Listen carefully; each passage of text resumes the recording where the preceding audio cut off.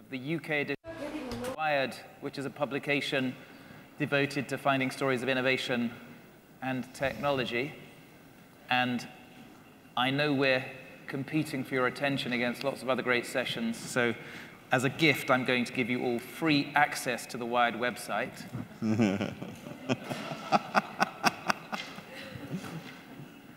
But we're here to talk to a man who's confronting one of the great tensions that we're hearing a lot about in these 3 days, which is what happens to the human when the machine gets so smart that the machine can do some of the human's work. The session is titled Amplifying Human Potential. And we're going to examine in the next half hour exactly what lessons there are from a gigantic company called Infosys about automating processes, making the business more efficient, boosting shareholder value, but at the same time promoting the culture of talent inside the organization. So I'd love to welcome to this fireside conversation Vishal Sikka, who, as well as being co-chair of this event, is CEO of Infosys. And Vishal has a fairly big job. So as well as 200,000 employees, each of whose names he has memorized, and revenue of more than $10 billion, he's also got 700,000 shareholders that he has to keep happy, which is kind of a big task. I just saved you the trouble of reading the 260-page annual report that Vishal's team just published. And just let me give you a couple of lines from that report, which will frame the conversation in which I would love to get your input. In the second half of this session, we would really welcome your questions, your insights. So Vishal, in your annual report, you wrote a letter to stakeholders in which you said you were charting a new path into higher value work that leverages automation and transcends it, where problem finding comes from our uniquely human ingenuity. You said Infosys was now embracing AI, becoming the masters and orchestrators of technology rather than its victims. Give us a sense of how you see the role of artificial intelligence in your vision of Infosys' future. Let's say it's at the heart of what we are dealing with, as you said, David. If you look at the world of IT services today, there is in Infosys, of the 200,000 people that you mentioned, vast majority are in our services organization. And so in that world, about, roughly speaking, 65% of the people produce about 55% of our revenue. And this revenue is growing slower than the company's revenue, and it is much less profitable than the company's profitability. Happens to be in areas like maintenance of systems, meaning running systems, operating systems, where people do the work of operating an existing business process or a system and so forth. And the other 35% work on transformation, building, and that part is growing massively. It is growing much faster than the company. It is much more profitable than the company's profitability. That's 35% of the people, roughly 45% of revenue. And so the 65% part is, huge parts of it are already being automated. These are, in many cases, the reason that people hand out these jobs to us or other companies like, and by the way, in other companies in our industry, the ratios are even worse. Infosys has always been much more focused towards building software, developing new software, and so on. Others are much more heavily focused on running, operating, maintaining. So if you look at operating an old legacy system or maintaining it, These jobs are already possible to do with technology, with tools, maybe with a fewer number of people, with a smaller number of people. And so the endeavor really is to be ahead of that wave of automation, which is inevitable. It is going to come. It is coming, you already see that. There is absolutely no doubt about it. The challenge is to be ahead of that, to bring that automation proactively into the work that we do, to cannibalize our own work, to, instead of 100 people doing a complex project like this, get 50 people to do it together with software, or something like that. And then use that additional productivity to free people up towards the other bucket, the more innovative bucket, the more human bucket, the more creative, imaginative bucket. And that's what we have been doing. Last year, we saved about 11,000 people's worth of work with automation.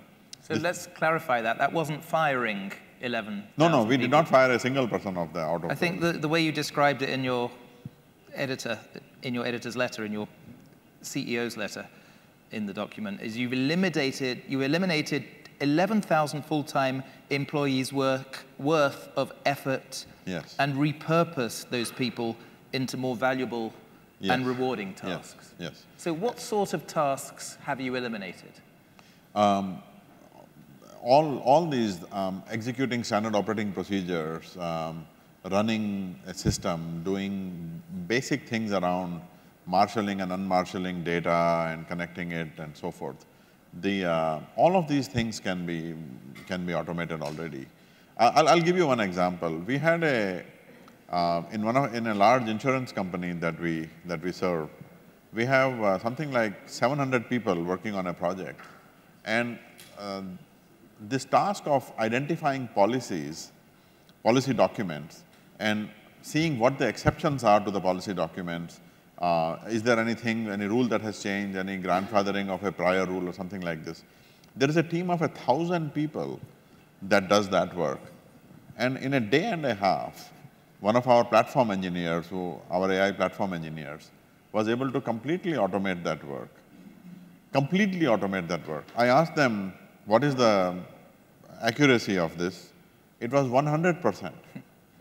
With 100% accuracy, the system is able to completely automatically do that work. So in essence, the 1,000 people's work is gone. Of those 1,000, 150 were from Infosys. So this is already happening. If we have to build that system, we have to create, so we have trained in parallel more than 10,000 people on AI technologies already, something like that.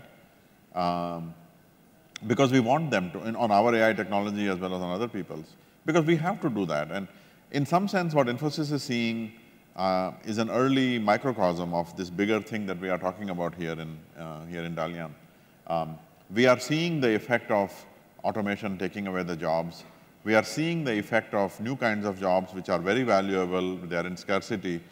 Sebastian Thrun said recently, that the founder of Udacity, that the going rate for an autonomous car engineer is about $10 million. So which means that, and I asked him That's not a salary, that's acquiring them as you acquire a company. As you acquire a company. So like because otherwise we're all going to retrain, aren't we? Yeah. So this is exactly what I decided. I asked him a month ago if this he had said 7 or 8 months ago. So I asked him recently, has that changed? He said, not so far, Vishal. Apparently somebody bought a 40-engineer outfit for $500 million a few months ago. And he said, but they had 7,000 people sign up for the Udacity class on autonomous driving. And I asked our head of engineering, Sudeep, to train 5,000 people on autonomous driving technology. They came to me a month later and said, Vishal, we'll do 2,000, 5,000 is too many. But they are working on it. We built a test bed and autonomous golf cart that we built indigenously by ourselves with the help of a IIITD. It's an institution in Delhi which has AI expertise. And we have this golf cart running around in our campus in Mysore, and people are using that as a test bed to learn about it. So we'll have, in the next 12 months, we'll have 2,000 people who will know how to build autonomous driving technologies. Because every car company is going to be building autonomous car technology. Every single transportation company is going to need autonomous car engineers. And that is the big sort of duality of this, is that on the one hand, you have technology taking away these jobs, And on the other hand, the autonomous driving software is not falling from the skies, right? It is being written by people like us. And therefore, people who write the software, people who maintain that software, people who integrate that software, for the foreseeable future, those jobs, there is a tremendous scarcity of those jobs. And we have to focus on that. And in Infosys, we are fortunate that we have the ability to train people. We have such a massive training infrastructure, and most countries, most companies don't have that, and therein lies the fundamental issue is, we all know that training is the solution, but how do we get there? So for people who don't know Infosys well, you're operating in more than 50 countries, a technology company, but also a technology services company with those 200,000 human beings. Trouble with human beings is they get a bit scared at this moment of transition, and they see their job being taken by the machine. When you told those 11,000 people that you're going to find something else for them to do, how much resistance did you meet? The youngsters don't resist. The youngsters love it because they love the opportunity to work on new things, to come up with innovative ideas. So if you look at the 200,000 people, vast majority of these are very young. They're below 30. The average age of the company is 27 and a half. The project managers that I mentioned, these are about 31 years old on average. So there is the resistance comes from the more senior folks, the older folks, people who have been around for a long time, who don't want to let go. And there is a famous, troubling but famous narrative of these monkeys. There is a particular tribe of monkeys that is fond of a particular type of a nut, the lychee nut. And what happens is, these hunters who look for these monkeys, they set up traps. They set up little bottles like this with narrow necks, and they put the lychee nut inside the bottle. And the monkey puts their hand inside the bottle, grabs the nut, and a little while later, they just walk by and they pick them up because the bottles are too heavy. So they know that if they just release the nut, they could get their hand out, but they don't do that. So basically, we are all monkeys with nuts in our hands. As more and more of your team's tasks can be automated, how big, in terms of people, do you think the company will be in maybe 10 years? Back when I started, I did a little model of various techniques, amplifying people, and how that could look like, and moving further ahead on the curve towards the next generation technologies and so forth. And my sense is that we could double our size, continuing to improve profitability, because that's one other consequence of this is, as I mentioned, in the commoditizing areas, there is a tremendous pricing pressure. Because when the automobiles are on the horizon, then the horse carts start to become very cheap. And my sense was that right now we are at about, when I started, we were at $50,000 revenue per employee. Today we are at $51,700. And so my sense was that we can get this up to $80,000. Wow.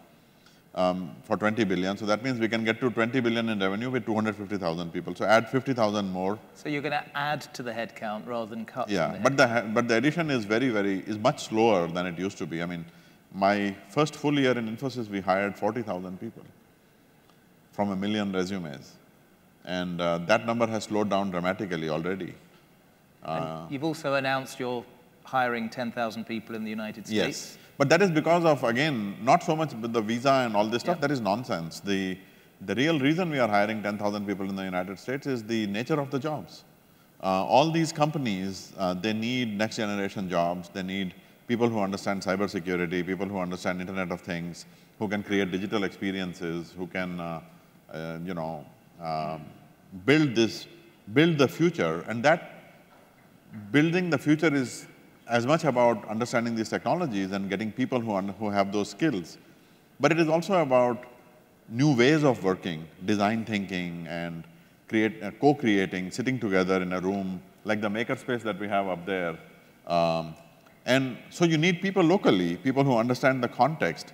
You know, if you are trying to imagine what a Swiss insurance company's customers, what kind of an experience they want versus what kind of an experience is to be provided to somebody, you know, building coffee mugs in Peru. You need people who understand things locally, culturally. So locality is going to be a big part of the workplace of the future. The trust, the confidence, the co-creation ability, augmented by global talent sitting in India or the Philippines or China or wherever. So that's why we are hiring them. So when I started, we did a pilot program to hire 2,000 people locally within the United States. That went extremely well. We started our foundation in the US, which is doing extraordinary, really inspiring work in bringing computer science education to the masses. And then the third phase was to hire 10,000 more people. We'll do in the next 2 years. We've already done the first, I think, 400 or 500. Claire, do you remember the number? How many have we hired already from this 10,000 since May? So in the last 2 months, we have already hired 600 locally in the various places. So we're talking about training the staff to make them ready for the skills needed in the future. How do you create a culture inside the company where you're constantly training people? And how do you know what skills are going to be in demand in 5 years? Yeah, that second one is a more difficult one. You want to be ahead. One way is to have sensors in every part of the organization. And one way is to continue to engage with clients in the strategic areas. So if you look at the sensor part, one program that we started, see, earlier you asked about automation. The thing about automation is that there has to be a corresponding focus on innovation. If we improve our productivity because of automation, you don't just want to keep doing the same thing but more productively. You want to reimagine things. You want to do something new. You want to do something better. And so automation has to go hand in hand with innovation. So we created a program called Zero Distance to bring innovation into every project that our teams work on. And that has been an extraordinary success. I mean, it took off far faster and it became far bigger than I imagined when I had launched it. And it's basically a very simple idea. We have close to 10,000 projects that our teams work on at any given point in time. And the idea was that in every one of these 10,000 projects, you have to do something innovative and bring automation into whatever it is that you're doing. You know, we have this little campaign, just like the iPhone used to say that there must be an app for that. We said there must be a tool for that. So we create this culture where people invent some automation to help do whatever it is that they are doing. Can you think of a specific result that came out of this that the company found useful? So since in the last 2 years since we started this program, and this is the astonishing thing, there are about 9,500 master projects underway at any given point in time in Infosys. These project teams in the last 2 years have come up with 16,000 ideas, innovative ideas in whatever it is that was beyond the scope of the statement of work that they were working on. They just thought that, hey, you know, if I do this, that, and the other, this becomes 30% faster or whatever. So there are 16,000 such ideas. 8,000 of those have already been discussed with clients, and 2,200 have been implemented by clients. Customers come to me and say, what have you done here? You know, can you please help us do something similar to this? Evonik, one of the large manufacturing companies in Germany, they actually loved the whole zero distance idea so much that they have instituted their own kind of a zero distance, and they recognize our employees and things like this. So this gives you that ability to see what is coming, because these kids who are innovating, they are usually aware of what is going on inside the client, what are the things that they are looking for, and things like this. And the other end of it, the spectrum, is to build CEO, CXO relationships, to understand where the business needs to go and to be a participant in that, not just a downstream recipient of work, but to really help work with the clients strategically and build out their future kinds of strategies. So I think you're also investing in startups working in machine learning, in UAVs. And that is precisely for this reason, because the startups are the young in our industry. They know what is going on. Yes, they fail a lot, but that's okay. So we have done 12 or so startup investments, and we have started to, in the last couple of quarters, we have started to bring startups to our clients, precisely for this reason, to get acquainted to what they are working on, and even more importantly, how they are working these days, how the startups work. You want to be, typically in the past, people used to outsource to companies like ours, and they used to outsource because they were themselves not able to do that part of the business anymore in a viable manner. So imagine, being a downstream recipient of a work that the client themselves gave up on. And I looked at that and I said, well, that's not very exciting. We have to get ahead with the young, where the future is going to be. So that's why working with startups is another part of that. So Vishal, you have been in AI long before it was sexy. You did a PhD at Stanford, specializing in the smart machine. You studied under people like Marvin Minsky. Based on your collective knowledge, and also combining that with the responsibility of running a very big kind of multinational business, where do you see the various AIs having the greatest impact in people's businesses over the next 5 to 10 years? We are still scratching the surface on that. So see, when we think about AI, there are two simultaneous truths, and I will say this, that it is true, we can empirically verify this. One is that there have been really breathtaking applications that we have found. Last month, the OpenAI kids showed a robot that can learn to make an omelette by watching a video of somebody making an omelette. So this is not teaching a robot to make an omelette. This is a robot learning to make an omelette by watching a video. So this is an amazing achievement. So similarly, Google just launched a multi-expertise deep learning system where you learn many different techniques in different parts of the network. And so there have been really great advances in some parts of the world. And I think that my friend Stuart Russell calls them the 1-second tasks. These are tasks that people perform in less than 1 second. And arguably, machines are already better at it than we are on these 1-second tasks.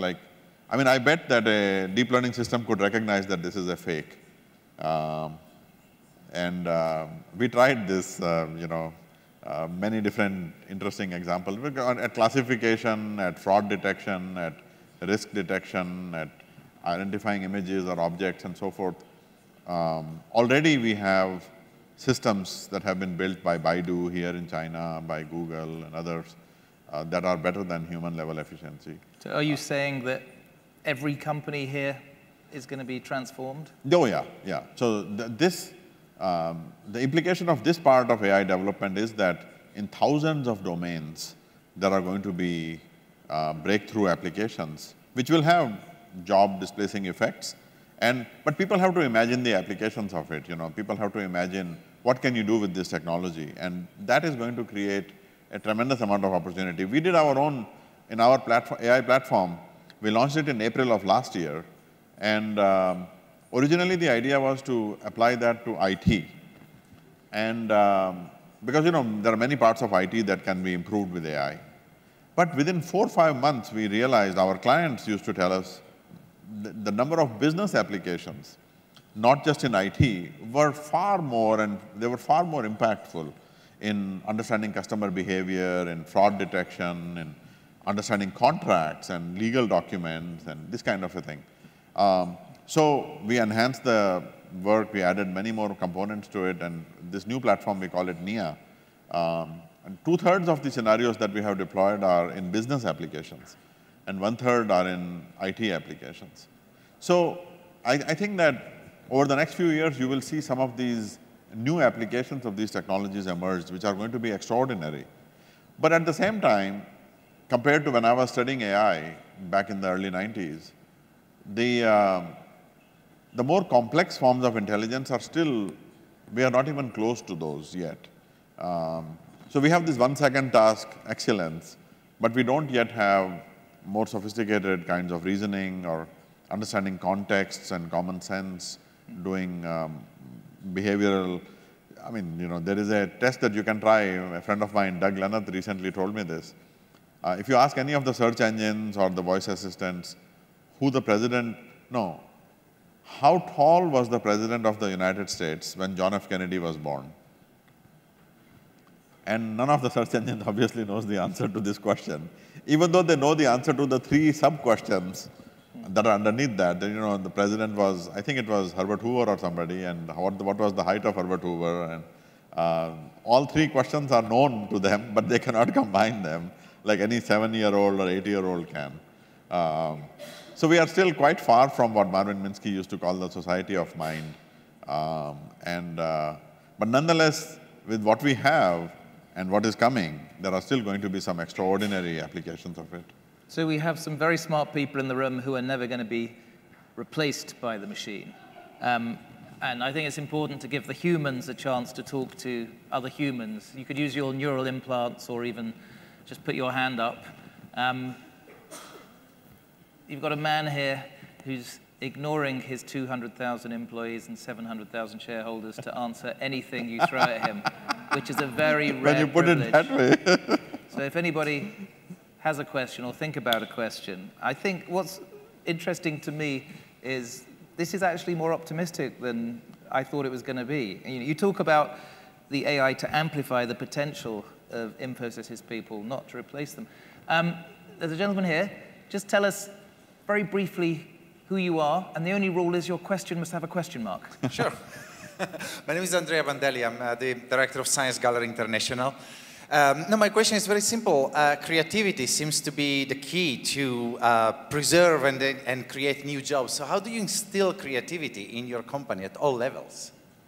Well, when David mentioned this, that your question should have a question mark in the end, there is a very deep point there, and my own experience in my life shaped that point. First of all, we are all born creative. If you talk to any 4-year-old in any part of the world, no matter what race, what religion, what nationality, what geography, what sex, they are curious. They drive you crazy with their whys. And somehow, by the time they are 8 or 9 years old, our educational system has sort of driven that curiosity out of them by beating them down with homeworks and other structured nonsense. And yet, when people go through design thinking training or go through a making session, they realize that we always had that curiosity. We never abandoned it. It is still there in us, It is simply this act of abandoning our shame and our sort of inhibition and asking, why did we have to have this fake fire to make this look like a fireside chat? And what the hell is a fireside chat anyway? I mean, I bet half of you walked into this thing saying, what is the story with this fake fire? But nobody asked, And Fake questions, too. So, I mean, the design thinking is one methodology, if you will, quote-unquote methodology, for reinstilling the sense of curiosity and creativity. So the question asking is interesting because I think you've said that you want the company to move from solving the defined problems to finding the unknown problems. Not to solving them, but to finding them. See, that is, when I started my PhD, I went to speak to my advisor, and I asked him, what do you want me to work on? And he said, I have no idea. And that was a shock to me, that I said, what? You're supposed to give me a problem. He says, no, you find your own problem. And that really put me into a tailspin at that point that, wow, I have to find my own problem. And he said, look, this other student, there was another student there. He said, he's in his 4th year and he still doesn't know his problem. So we're going to find you another problem because somebody's going to ask one final tough question. Gentleman at the back. Tell us who you are and briefly what your question is. Hi, my name is Zach. I'm an artist, and I had the pleasure of teaching in Bangalore for 3 years at Srishti. So my question is a bit about the local context. When I see autonomous vehicles and I think about the streets of Bangalore, it's a very different question than wide boulevards in a Western planned city. So how do you think about, you said a bit about cultural context of employees, but how do you think about cultural context with these new technologies, especially, I guess, in your own backyard? What do you think about, the water challenges of Bangalore or traffic? How do you, at the sort of a top level, position these questions and find good and interesting problems that are different across cultures? The truthful answer is, I don't. He says, how do you think about these things? And I don't. I think about my clients and my employees and my shareholders' problems. I mean, you complain every time you go to Bangalore about, my goodness, the traffic has become worse than it was the last time around, and so forth. No, I think the government is quite committed to solving these problems, and I think autonomous driving in India is going to have a much bigger impact than anywhere else, because you'll have to solve the pothole problem and the crisscrossing, wild honking problem, and the thing about cultural context is that we are nowhere close to building intelligent systems that can understand context, that can understand culture, that can help us achieve shared understanding. And therefore, I think if nothing else in those areas, we will continue to be very relevant. Humans will continue to be very relevant. So I have to conclude, because the World Economic Forum want me to come up with a profound conclusion to this debate. And I think it is, watch out, because the omelette-making robot is coming for your job, but it's okay, it's going to make you happier and your company richer. Thank you very much, Vishal Sikka.